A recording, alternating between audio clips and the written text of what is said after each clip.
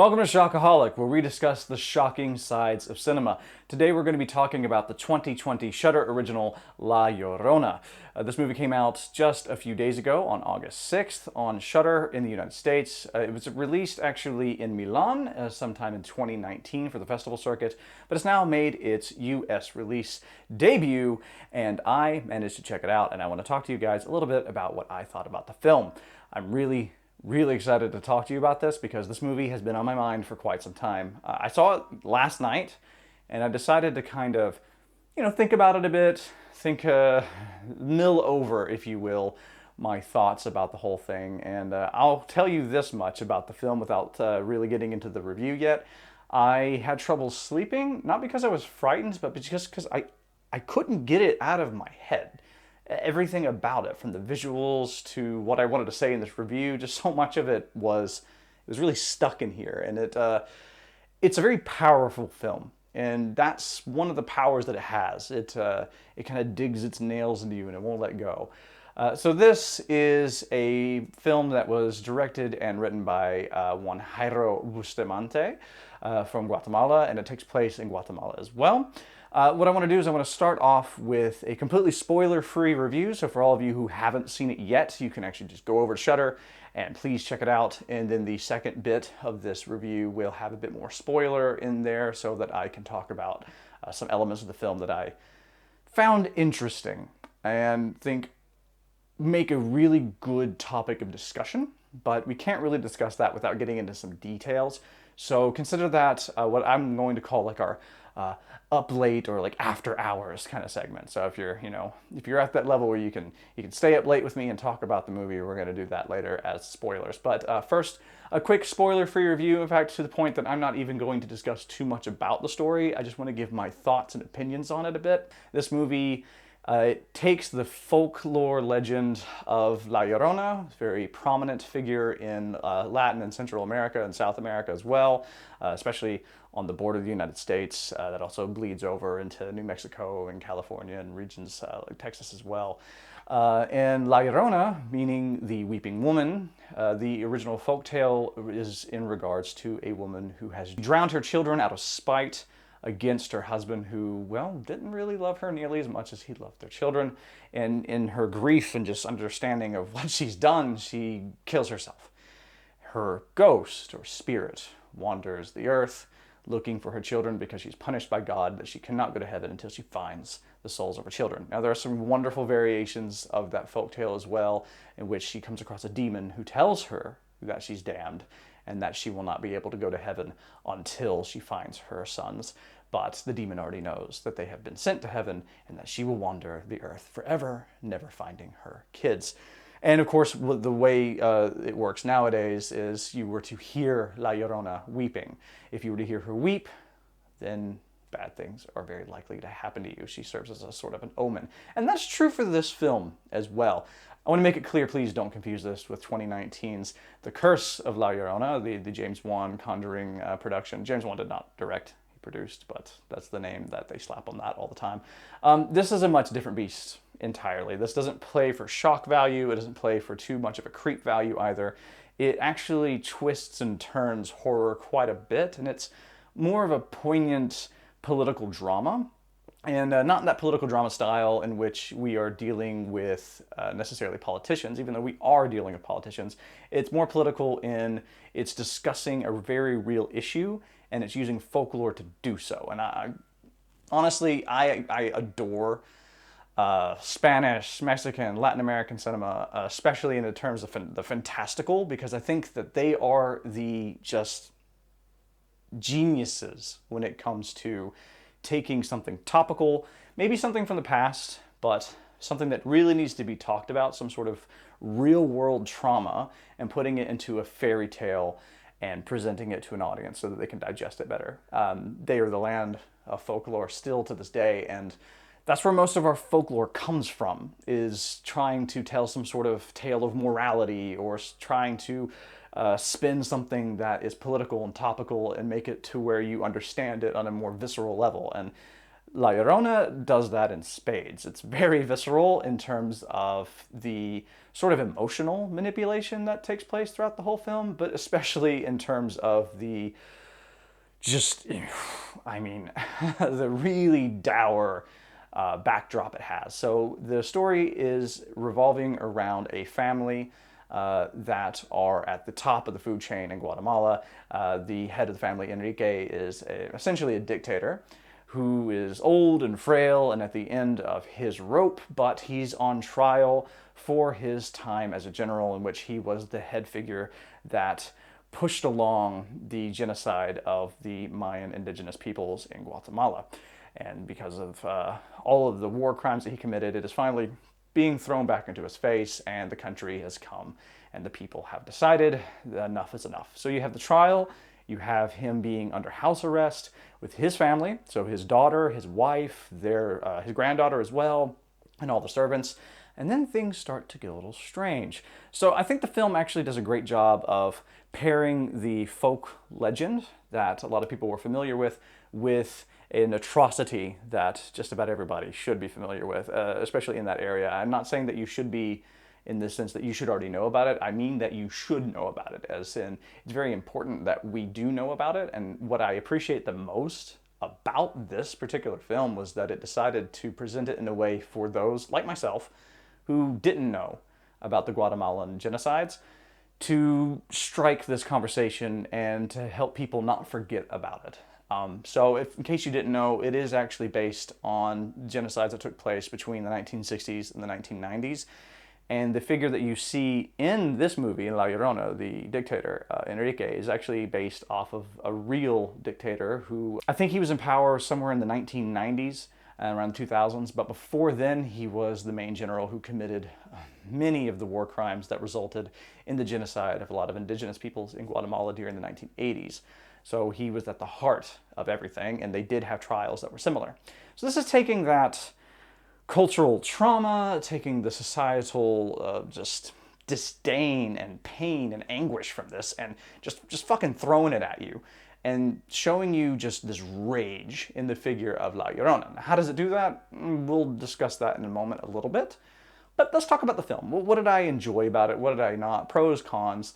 A major pro for me is that it decided to give a bit of love to the legend. I think very often when you have a horror movie that bases itself off of an existing legend, it'll go for like shock value, or it'll just kind of, it's like a coat of paint, if you will. You know, they'll use the name of the legend, they'll use the image of the legend, but then really they already had something in mind. They wanted to give you maybe some jump scares. If you look at the case of the curse of La Llorona, in that situation, what they really wanted to do was scare you, and so they used the figure of La Llorona. You take Sleepy Hollow, that's another one in that I feel that as much as I love that movie, because it has a very wonderful Tim Burton flair, I love the book more. I love the folklore more, and I think they did a decent job in that movie, but it felt to me more like Tim Burton wanted to do a horror movie, and he chose The Legend of Sleepy Hollow. And so he put a coat of paint, told some story, and it was cool. I liked it. Fuck, it was great. But it wasn't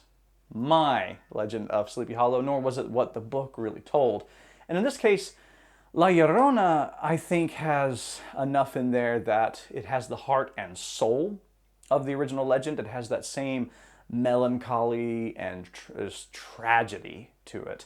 But it also deviates quite heavily from it, which is, you know, like I said, something that these movies tend to do. And maybe in this case, it just deviated in a way that I really enjoyed it. But I think a lot of the time, this film just felt like it did a better job adhering to the core point and to the core of the different characters, despite deviating quite heavily from the events. You know, I think very often we look at plot as the most important thing in a horror movie.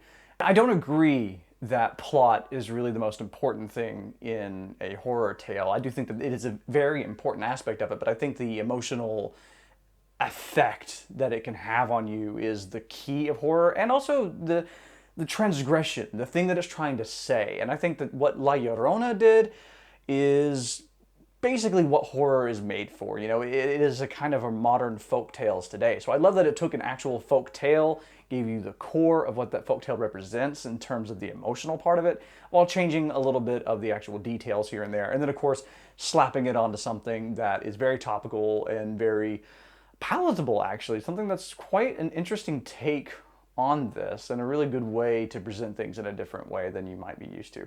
And again, we'll talk about that more in the spoiler section of it. But I just wanted to make it clear here for the spoiler-free part. Like, I just think that they did everything fantastically here. Visually, the film is a treat to the eyes. You have this just kind of like that A24 filter on everything, so you really have this kind of like highbrow movie look to it without it being a bit... It's not too pretentious, but it's a little bit there for those of you who want to enjoy a bit of a higher looking film, I suppose. It also takes a lot of J-horror elements and throws it in there. I was surprised at how much this movie looked a lot like things like Ju-on or The Ring and stuff. So there's a lot of homage here and there. Very well done there, but of course, there are going to be some cons. This is not a perfect movie. No movie is a perfect movie, and the big con for this one is it is slow. I love me a slow movie. The Witch, one of my favorite movies ever. Midsummer, love that movie. I mean, these are more modern films, but they are pretty slow burns. I really love a slow burn of a film.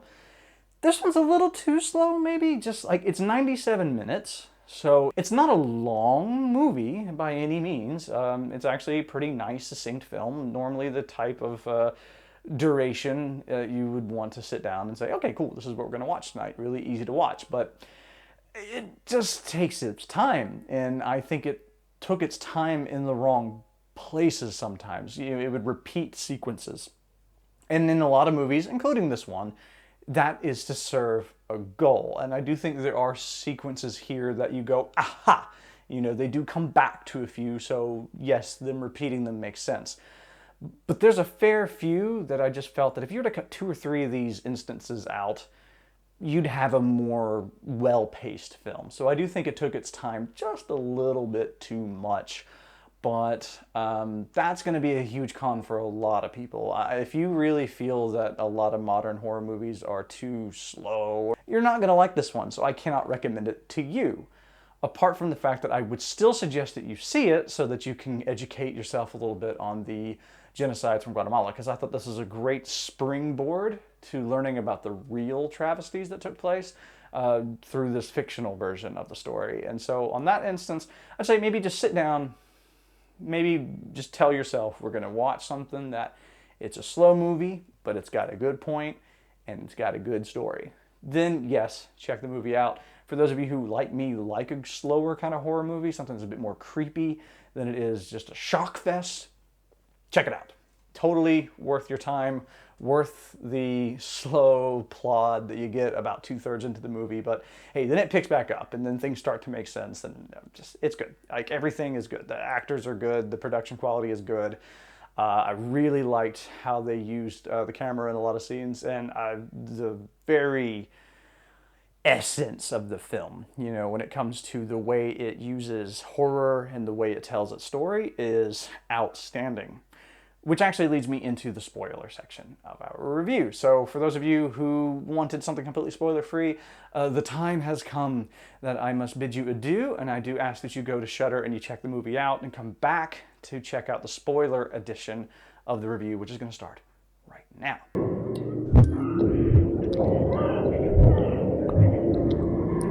So here we are after hours. Thank you for staying up late with me. And let's talk a little bit about the spoilerific side of La Llorona 2020. To start off with, what really got me with this movie was how it uses horror tropes. So when we talk about meta horror films, we're usually talking about a very specific type of film. We're usually talking about Scream, or The Cabin in the Woods, or Tucker and Dale versus Evil. You know, these are satirical films, often full-blown comedies, that are poking fun at the different aspects of horror films. So what they do is that they take tropes out of the sky and then they show them to you, to show you this is what you've been watching and engaging with for so long, and it turns into that. What this movie does is much different. It looks at these tropes. It still takes them out, but then it goes, hey, how could I use this a little differently? So it throws it into the drama, actually. So anything that's supernaturally driven doesn't seem to have much of a horror trope or world behind it. I was really impressed by this. It's all shown rather benevolently. And in fact, it's also a good twist on folk horror. This is showing you a folk legend as a horror film, but it's not to show you the folk tale, the spooky part, as the scary, intense thing. And it's the genocidal maniac who's at the heart of the film that is kind of off-putting throughout most of it. And again, not in your traditional way. I actually pitied the guy through most of the film, but it's just knowing what he did and knowing and seeing what it did to people and how they were behaving. It hits real hard, especially nowadays. If you see all the protests going on, it hits very similar to that. And I can imagine it hits even harder for those who were affected by it. And I love that the movie chose that to be the true horror of the film. So all the horror tropes you get actually are thrown into that direction. We have a lot of dream sequences of people who are showing their guilt, and like the mother or the wife of Enrique, the dictator of the film. She has a lot of dreams in which she puts herself in the position of some of these mothers that lost their children during this horrible massacre. And it's terrifying. It's mortifying. She looks like La Llorona herself. You, of course, do have a La Llorona figure in the character of Alma, who's one of the servants who comes in. She is this figure who, very classic folktale. Everything was okay until the day arrived. And that's kind of what happens. But they keep doing that to Alma. They keep pushing it on her when every single turn that it looks like she's doing something really dark and creepy, she's actually doing something nice. She's playing with the granddaughter in the house. She's setting up food for people. She's just doing her fucking job, basically, you know? There's moments where she's like creepily like in the bathtub and letting the water overflow, and she's bathing herself and washing her clothes. But Enrique, he's been wandering around the house hearing the cries of La Llorona for days before Alma even shows up. So he's like, what the fuck, I hear the crying again. And he goes and he finds her. And come to find out, he's been a skeevy, pervy man who did this to servants all the fucking time anyway. So it makes him look bad. And that's another thing the movie does really well. It actually does this kind of interplay with the characters. There's not a single point in the film that anybody is wholly bad. You do have people who are positioned higher or lower at certain points, but even Enrique, who is by the end of the film really set up to be like, no, this is the guy that you should hate. Every bit of information at the beginning of the movie lets you know he sucks. He did these horrible things, and yet he's a frail old man. They show him being bombarded with all this paparazzi and news and people throwing shit at him, and he's in a hospital bed and about to have a heart attack. He's on oxygen. He's just completely like, dude, he's old. Leave him the fuck alone. I felt that way many times in this movie, and then they would always spin it around and show that he's pretty much the aggressor the whole way through. He never changed. They have his wife be quite cold and dour and really, really against the indigenous peoples, but then you discover a bit more as to why, about how her husband had been whoring around all the time, and he forced a lot of these women into prostitution just so he didn't have to be with her. And she kind of is the La Llorona figure of the original folktale. She's the scorned woman who has killed her children. She's killed Guatemala by revenge for the fact that her husband ever cheated on her with indigenous people. So she's like, fucking kill them. But then she has the guilt. She has these dreams where she is La Llorona. Now, of course, the big spoiler for the film, so this is the big spoiler moment if you haven't seen it, is that you have the figure of Alma, who is the actual La Llorona figure in the film. See, what the film does just fantastically is that it plays with your expectations. It kind of makes you wonder what kind of a film it is. You know, I mentioned this meta commentary, or at least the meta usage. So we're beyond commentary now. We're at the point that we are taking tropes and using them for something new.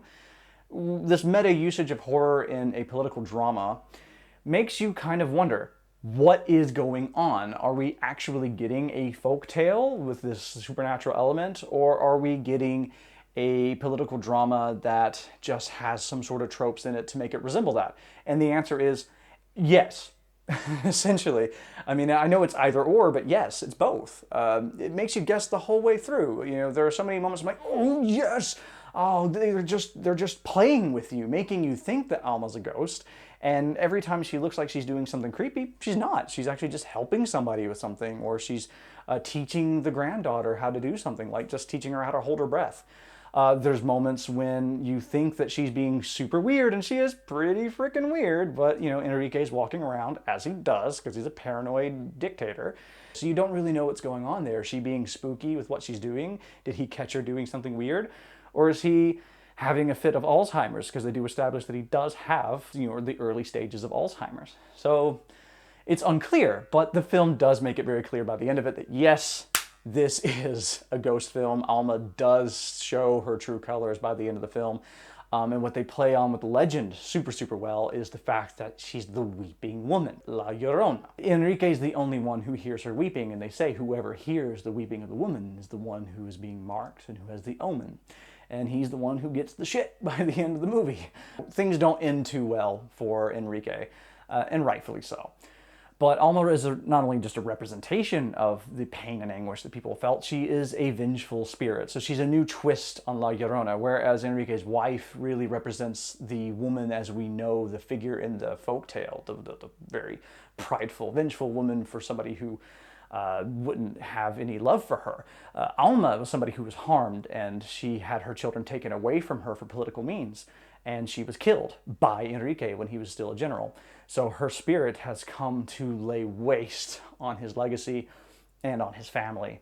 And by the time that she starts to show that she's really properly a sort of, I don't know, ghost, they don't really make it clear what she is. She could also be somebody possessing somebody else, but at the very least, this vengeful spirit has taken on La Llorona. It's like the concept of La Llorona infuses itself into any vengeful woman.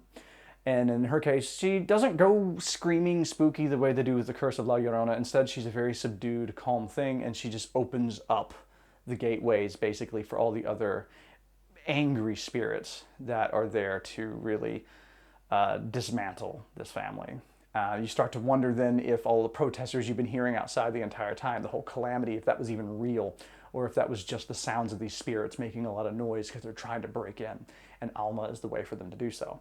I love a twist like this. I love a take like this. I couldn't even call it a twist because I think the movie just kind of free flows into this. It's just doing what it's going to do. It makes you kind of jump back and forth with your expectations, but it doesn't ever ask you to do so. It's not going, aha, gotcha. So fantastic in that sense. I fucking love this movie. It's my shit, my kind of thing.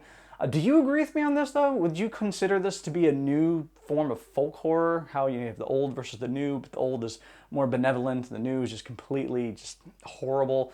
And just to show you, hey, this is where we came from, and this is what you should respect. I think that's a great way to do folk horror. I like the way that they had the meta usage of horror as well in this movie. I would love to see more movies do that. I'm a genre guy. I love genre being messed around with that way. Sorry, not a horror purist over here. But let me know in the comments then, if you haven't seen it yet, and you just happen to sit through the spoilers, what are your expectations? Are you still excited to see it? If you have seen it, was it a little too slow for you? Did you enjoy it? Did you enjoy what they were doing? Did you notice the things that I noticed? Let's have a conversation because I'm super excited about this movie.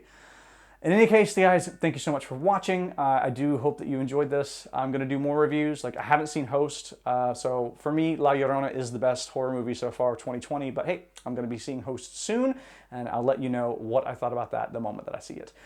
Thank you so much. You know what to do. Comments, likes, all the YouTube stuff, but until next time, keep shocking.